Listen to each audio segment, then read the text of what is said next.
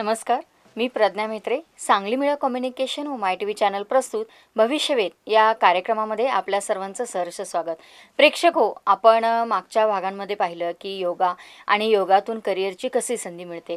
यानंतर वाणिज्य शाखा आणि वाणिज्य शाखांमधून आपल्याला 12वी नंतर कोणकोणत्या शाखा उपलब्ध आहेत, त्यानंतर आपलं ग्रॅज्युएशननंतर करिअर कशा चांगल्या पद्धतीनं करता येतं याविषयी खूप छान पद्धतीनं आपल्याला मार्गदर्शन मिळालं.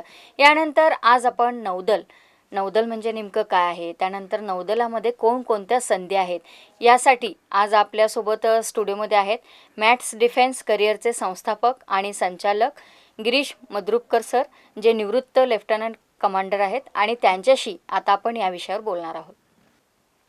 नमस्कार, मी लेफ्टनंट कमांडर गिरीश मंद्रुपकर. मी इंडियन नेव्हीमध्ये सबमरीनामध्ये कार्यरत होतो आणि 10 वर्षांतर सेवानिवृत्ती घेऊन मी सांगलीमध्ये आलेलो आहोत. भविष्यवेध या कार्यक्रमामध्ये मी आज आपणाला नौदल आणि त्याच्यामध्ये असणाऱ्या संधी याबद्दल आपण बोलणार आहोत. नमस्कार सर. नमस्कार. मी प्रज्ञा म्हेत्रे. सांगली मीडिया कम्युनिकेशन व माय टी व्ही चॅनल प्रस्तुत भविष्यवेध या कार्यक्रमामध्ये आपलं हार्दिक स्वागत आहे. आणि आपण बरीच वर्ष झालं नौदलामध्ये कार्यरत होता आणि आता निवृत्त झाला आहात. तर आता नौदल म्हणजे नेमकं काय आहे याविषयी आमच्या प्रेक्षकांना नक्की जाणून घ्यायला आवडेल. नक्कीच. आपणाला माहिती आहे की भारतामध्ये आपल्या आर्म्ड फोर्सेसचे किंवा आपण म्हणू की सैन्य दलाचे 3 भाग होतात. एक भूदल की आपण त्याला आर्मी म्हणतो, एक नौदल ज्याला आपण इंडियन नेव्ही म्हणतो आणि एक एअरफोर्स ज्याला आपण वायुदल म्हणतो. तर ह्या 3 भारताच्या ह्या 3 अंगांपैकी एक अंग डिफेन्स फोर्सेसचं ते म्हणजे आहे इंडियन नेव्ही, म्हणजेच आपण त्याला म्हणू भारतीय नौदल. आणि या भारतीय नौदलामध्ये काय असतात तर आपल्याला माहिती आहे की आपल्या भारताला समुद्र किनारपट्टी लाभलेली आहे आणि भारतात जर का आपण भूभाग बघितला तर अतिशय युनिक प्रकारचा आहे की अर्धा भाग आहे तो लँडलॉक्ड आहे, म्हणजे ज्याला जमिनीपासून जमिनीला जमीन लागून आहे, आणि इतर काही भाग आहे जो आपण साऊथकडचा म्हणतो त्याच्यामध्ये आपल्याकडे समुद्र पण आहे. सो या सगळ्या गोष्टीचं संरक्षण करणे, आपल्या इंटरनॅशनल बॉर्डरचं संरक्षण करणे, इंटरनॅशनल कॉन्फ्लिक्टमध्ये भाग घेणे, हे जो काही आपल्या भारताचा संरक्षणाचा जो समुद्रमार्गे जो करण्याचा जो संरक्षणाचा भाग आहे ते काम करण्याचं कोणाचं काम असेल तर ते भारतीय नौदलाचं आहे. आता सर, नौदलामध्ये आहे म्हटलं की कामाच्या जबाबदाऱ्या पण असतात, तर या जबाबदाऱ्या कोणकोणत्या असतात याबद्दल काय सांगाल? हो, आता नौदल म्हणलं की आपल्याला माहिती आहे की समुद्रमार्गे आपल्याला आपल्या देशाचं रक्षण करायचं आहे, म्हणजे त्याच्यामध्ये शिप्स असले पाहिजेत, त्याच्यामध्ये पाण्याखालून जाण्यासाठी सबमरीन्स असले पाहिजेत. मग आपल्या नौदलामध्ये खूप वेगळ्या प्रकारच्या, आता मी अगदी डीपमध्ये प्रत्येकाचं सांगत नाही, पण वेगळ्या प्रकारच्या शिप्स असतात. मग त्याचं फंक्शन प्रत्येकाची जी कार्याची प्रणाली असते, प्रत्येकाची जी कार्याची पद्धत असते ती वेगळी असते. की आपल्याकडे सगळ्यात मोठं शिप ज्याला आपण म्हणतो INS विक्रमादित्य एअरक्राफ्ट कॅरियर नावाचं शिप आहे की ज्याच्यावरती त्याच्यावरती एअरक्राफ्ट असतात आणि ते तिथून उडू शकतात. मग याचं कारण काय तर ज्या वेळेला आपण म्हणतो की आपल्या भारताच्या सीमेवरून जर का आपल्याला एखाद्या दुश्मन राष्ट्रावरती जाऊन जर का आपल्याला अटॅक करायचा आहे तर त्या विमानाची कदाचित तेवढी त्याची कॅपॅसिटी होणार नाही की ते इथून टेक ऑफ करणे खूप लांबपर्यंत जाऊ शकेल. मग हे जर का आपलं एअरक्राफ्ट कॅरियर असेल, ज्याला आपण म्हणतो सर्वात मोठं शिप, हे जर का समुद्राच्या आपण आपल्या ह्याच्यामध्ये नेऊन ठेवलं आणि तिथून जर का त्या एअरक्राफ्टने ऑपरेट केलं तर काय होईल, आपल्या ह्याचा तो जो काही एंड्युरन्स आहे तो वाढेल. अशा प्रकारे सगळ्यात मोठं शिप आपल्याकडे आहे एअरक्राफ्ट कॅरियर. मग त्याच्यानंतर त्याच्यापेक्षा लहान शिप्स असतात, त्याच्यापेक्षा थोडं छोटं आपण म्हणू की काही फ्रिगेट्स नावाचे शिप्स असतात, काही डिस्ट्रॉयर्स नावाचे शिप्स असतात. मग ह्याचं कार्य काय आहे तर आपल्या भारताचं शत्रू राष्ट्रांपासून संरक्षण करणे. आता फक्त एवढंच भाग राहत नाही, कारण जर का आपण बघितलं की सीमेचं रक्षण ही वेगळं अंग करत असतं, त्याला आपण इंडियन कोस्टगार्ड म्हणतो. मग इंडियन नेव्हीचं काम कधी येतं, ज्या वेळेला 2 देशांमध्ये कॉन्फ्लिक्ट येतो त्यावेळेला जे कार्यरत होतात ते आपलं भारतीय सैन्य दल असतं. मग याच्यामध्ये जे हे शिप्स आहेत, आपण डिस्ट्रॉयर्स म्हणू, फ्रिगेट्स म्हणू, हे शिप्स ह्या सगळ्यामध्ये असतात. आपल्या भारताच्या सीमेचं संरक्षण करण्यासाठी आपल्याला पॅट्रोलिंग करायला लागतं, म्हणजे काय, गस्त घालावी लागते. मग त्यासाठी काही शिप्स असतात. काही असं आवश्यकता नाही आहे की फक्त आपल्यावरती शत्रू राष्ट्राचं आक्रमण करू शकतं. काही अशा विघातक शक्ती पण असतात ज्याच्यावरती नजर ठेवावी लागते, ज्याच्यावरती पटकन आपल्याला जातं. मग फास्ट अटॅक नावाच्या क्राफ्ट असतात की ज्या चटकन आपल्या आपल्या बेसपासून निघतात आणि जे कोणी आपला जो काही ती शक्ती असेल की जी आपल्याला त्रास देणार असेल त्याच्यावरती अटॅक करू शकतात. तसंच सबमरीन आर्म म्हणजे काय तर पाण्याच्या खालून मग त्याला त्याचं बनवलेलंच यासाठी आहे की शांततेमध्ये जावा, पहारा द्या आणि शत्रूवरती हल्ला करा. यासाठी बनवलेलं कुठलं आर्म असेल तर ते सबमरीन आर्म, म्हणजे पाणबुडी. म्हणजे पाण्याखाली जसं शिप आहे तसंच सगळं असतं, फक्त ते पाण्याखाली जाण्यासाठी बनवलेलं असतं. मग ते पाण्याखालून जातं आणि ते वरून आपल्याला कोणालाच दिसत नाही, त्यामुळे ते पाण्याखालून जाणार असतं, ते सबमरीन असतं. आता नेव्हीमध्ये म्हणजे फक्त एवढंच येईल का की फक्त शिप्स आहेत, फक्त सबमरीन आहेत? मग आता हे सगळे शिप सबमरीन चालणार आहेत. ह्या चालण्यासाठी ते चालून त्याच्यामध्ये खराबी येणार आहे, त्याला दुरुस्ती करावी लागणार आहे, त्याला मेंटेनन्स करावा लागणार आहे, नवीन अशा प्रकारचे शिप बांधावे लागणार आहेत, ज्याला शिप बांधणी आपण म्हणतो, शिप बिल्डिंग ज्याला म्हणतो. मग यासाठी बेसमध्ये आपल्याकडे डॉकयार्ड्स असतात. मग ह्या डॉकयार्ड्समध्ये काय असतं तर हे जे सगळे शिप्स असतात त्याचे जे काही इक्विपमेंट्स असतील, त्याची जी काही मशिनरी असेल, त्याचं आपल्याला पूर्णपणे मेंटेनन्स, रिपेअर हे तिथं केलं जातं. मग ह्याच्याचबरोबर इतर ऑर्गनायझेशन सपोर्टसाठी, जसं की आपल्याला हेडक्वार्टर्स असतात की जे आपल्याला पॉलिसीज, जे आपल्या कामावरती लक्ष, आपल्या कामाला देणाऱ्या गाईडलाईन्स हे देत असतात. प्रत्येक शिप सबमरीन ह्यांच्यासाठी काही स्क्वॉड्रन्स बनलेले असतात की जे त्यांना बेसवरून, म्हणजे आपण म्हणू शोरवरून त्यांना जर काही सपोर्ट लागत असेल तर तो देण्यासाठी, त्यांना मॅनपॉवर पुरवण्यासाठी, ह्या सगळ्या गोष्टी बघण्यासाठी. म्हणजे इंडियन नेव्ही जर म्हणलं तर फक्त शिप सबमरीन्स असं नाही होत, तर शिप सबमरीन्स, त्यांना येणारी सपोर्ट सिस्टम आणि त्यांच्यावरती लक्ष ठेवणारे हेडक्वार्टर्स. मग एवढंच झालं. आता याचंच आणखी एक अंग आहे ते म्हणजे ट्रेनिंग.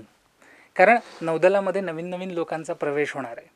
फक्त त्या लोकांचंच ट्रेनिंग असं नव्हे, तर नवीन नवीन टेक्नॉलॉजीज येतात, नवीन नवीन शिप्स येतात, ह्यात त्याच्यावरती असणाऱ्या सगळ्या मशिनरी, या सगळ्यांचं ट्रेनिंगसुद्धा आपल्याला करावं लागतं. म्हणजे आपल्याला एक ट्रेनिंग एस्टॅब्लिशमेंट्स असावे लागणार आहेत.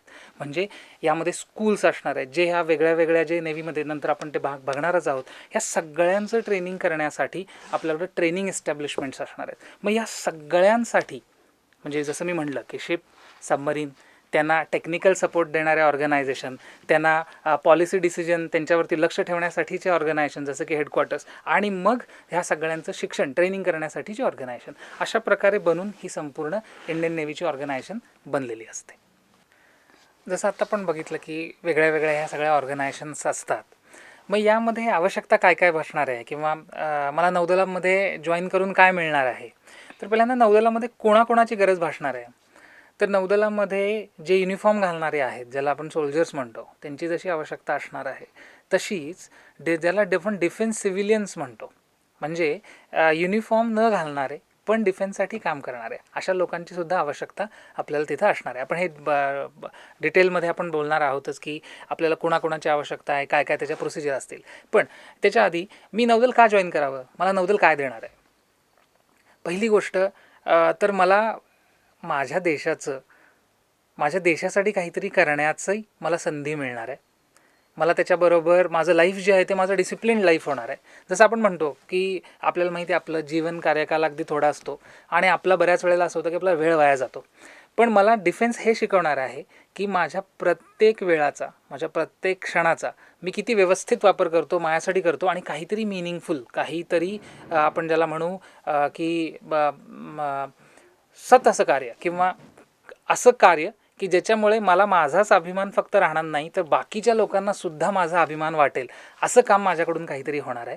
माझ्या अंगावरती युनिफॉर्म येणार आहे, माझं लाईफ डिसिप्लिन होणार आहे, मला एक चांगला जॉब मिळणार आहे, ज्याच्यामध्ये ऑब्व्हियसली हा जॉब आहेच, जरी आपण त्याला सर्व्हिस म्हणतो तरीसुद्धा हा मी का करतो आहे, पहिले माझं असेल की माझ्या कुटुंबाचं संगोपन, माझ्या कुटुंबाचं असलेलं रक्षण, हे सगळं आपल्याला त्यामध्ये मिळणार आहे. पण यावर उपर मला सगळ्यात जास्ती काय मिळणार आहे, तर मला एक अभिमान मिळणार आहे की माझ्या देशासाठी मी काम करतो आहे. प्रेक्षको, आत्ताच आपण नौदल म्हणजे काय, त्यानंतर नौदलाची आवश्यकता काय आहे याविषयी बरीचशीच माहिती आपण जाणून घेतली आणि अजून बरीचशीच माहिती आपणाला जाणून घ्यायची आहे. तत्पूर्वी घेऊ एक छोटीशी विश्रांती आणि तुम्ही पाहत राहा फक्त आणि फक्त सांगली मीडिया माय टीव्ही चॅनल.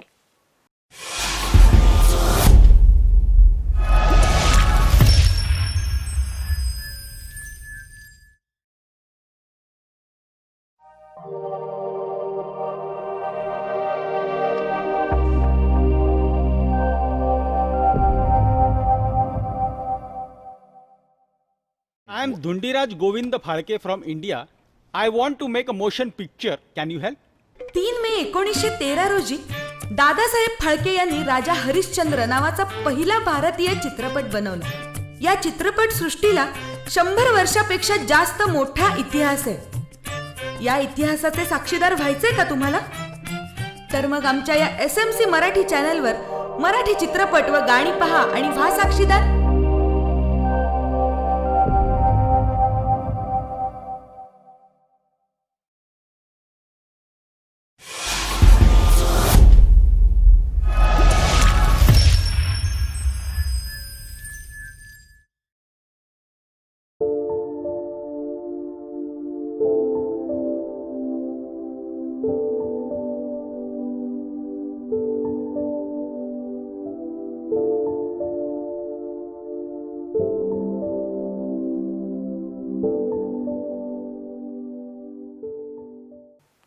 छोट्याशा विश्रांतीनंतर आपण परत आलो आहोत भविष्यवेध या कार्यक्रमामध्ये.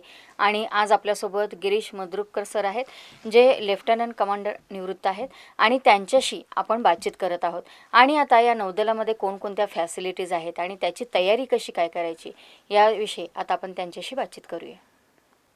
सर, आत्ताच आपण नौदलाची आवश्यकता तर सांगितली. आता या नौदलाच्या मध्ये काय फॅसिलिटीज आहेत हे सुद्धा आमच्या प्रेक्षकांना नक्की जाणून घ्यायला आवडेल. हो, नक्कीच.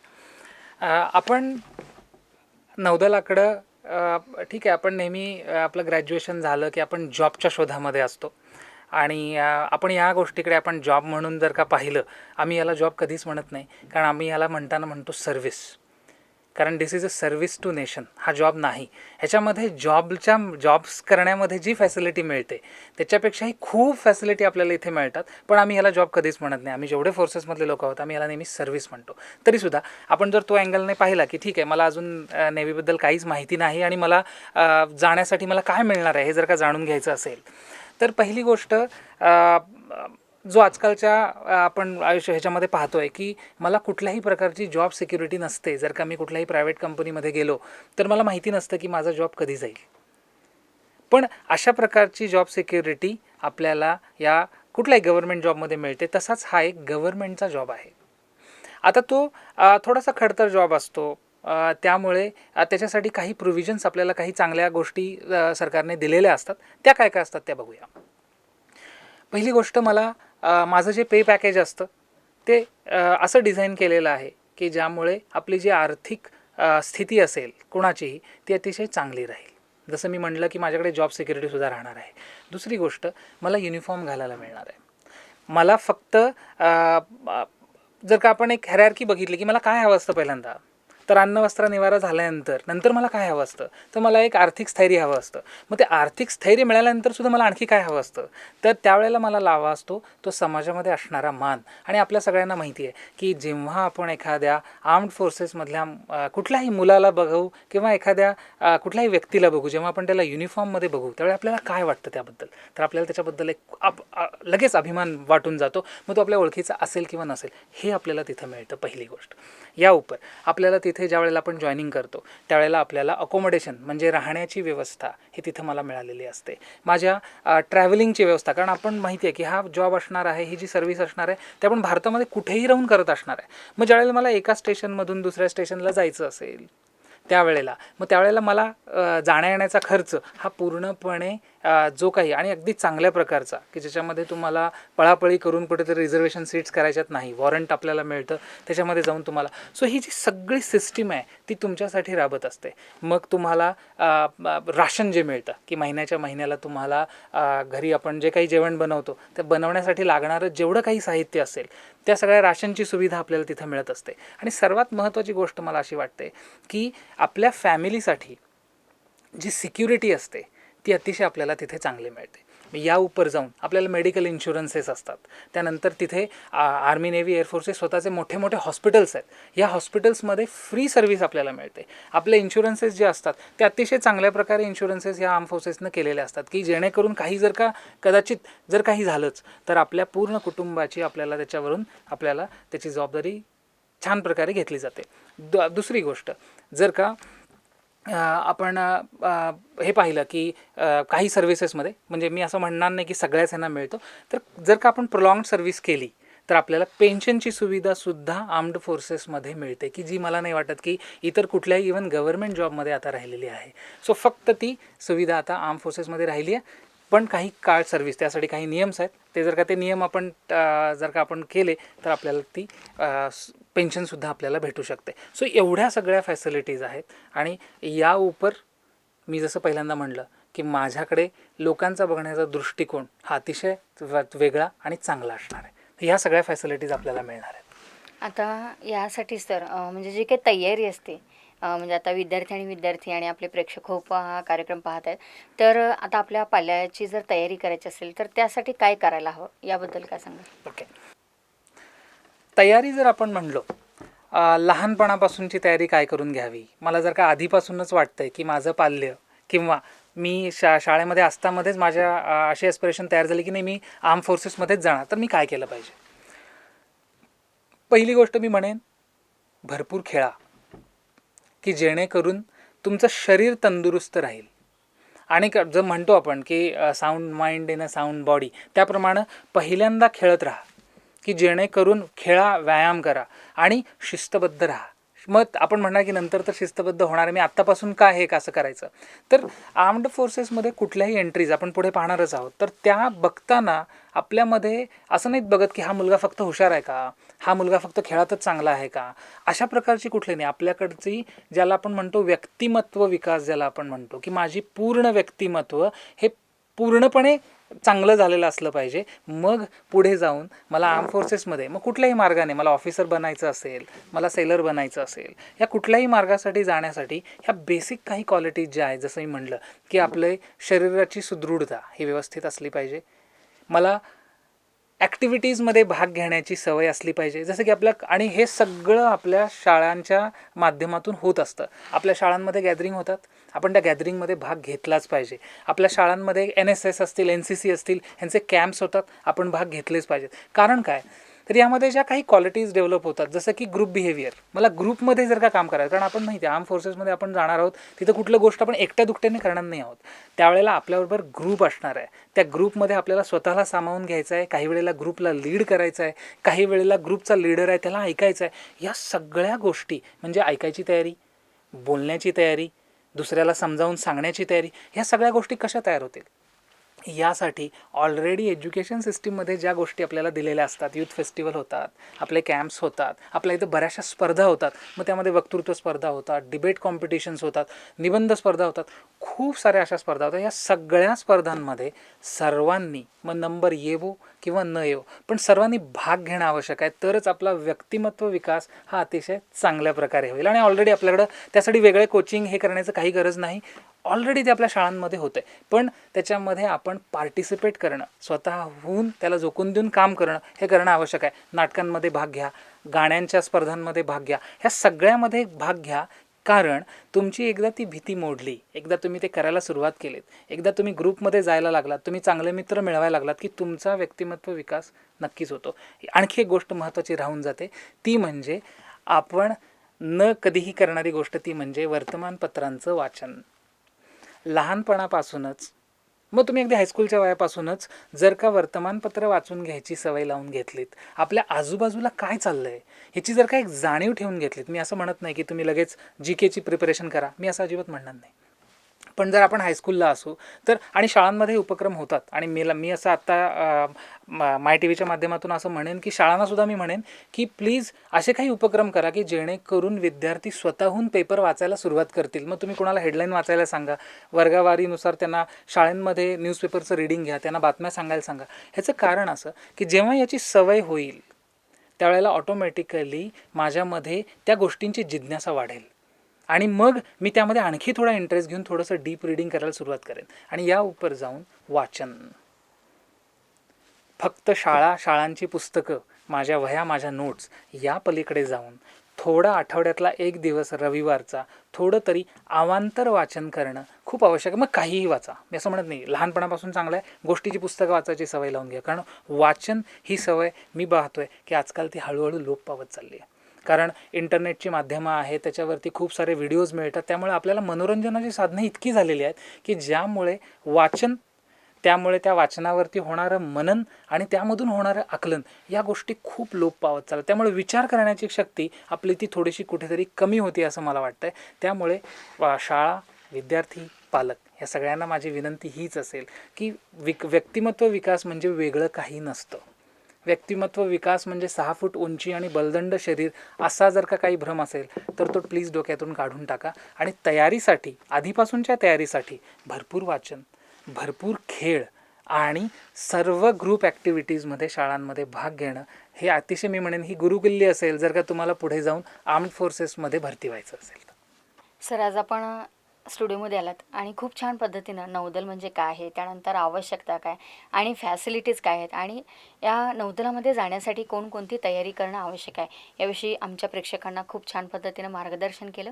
त्याबद्दल सांगली मीडिया कम्युनिकेशन MyTV चॅनलतर्फे धन्यवाद देते आणि पुढील वाटचालीसाठी आपणाला हार्दिक शुभेच्छा सर. धन्यवाद. नमस्कार. मला सांगली मीडिया MyTVने इथे आपल्याशी बोलण्याची संधी दिली भविष्यवेध या कार्यक्रमामध्ये, त्याबद्दल मी त्यांचे धन्यवाद मानतो. प्रेक्षक हो, आत्ताच आपण नौदल म्हणजे काय, त्यानंतर नौदलामध्ये जाण्याची आवश्यकता काय आहे आणि या नौदलामध्ये गेल्यानंतर आपणाला कोणकोणत्या फॅसिलिटीज मिळतात आणि या फॅसिलिटीसाठी म्हणजे या कोणकोणत्या आहेत, त्यानंतर नौदलामध्ये जाण्यासाठी तयारी कशी करायची आहे याविषयी खूप छान पद्धतीनं आपल्याला मार्गदर्शन या भागामध्ये मिळालं. यानंतर आपण पुढील भागामध्ये पाहणार आहोत की या नौदलामध्ये कोणकोणत्या संधी उपलब्ध आहेत, प्रवेश प्रक्रिया कशी असते आणि एखाद्या पोस्टसाठी आपणाला तयारी कशी करावी लागणार आहे. आणि याचं प्रक्षेपण Sangli media communication MyTV channel करतं की ज्यामध्ये आपणाला अनेक स्पेशल शो तर पाहायला मिळतात. या व्यतिरिक्त अनेक शैक्षणिक, सामाजिक, सांस्कृतिक कार्यक्रम पाहायला मिळतात. तेव्हा आवर्जून पहा तुमचं, आमचं आणि आपल्या सर्वांचं लाडकं channel Sangli media MyTV channel.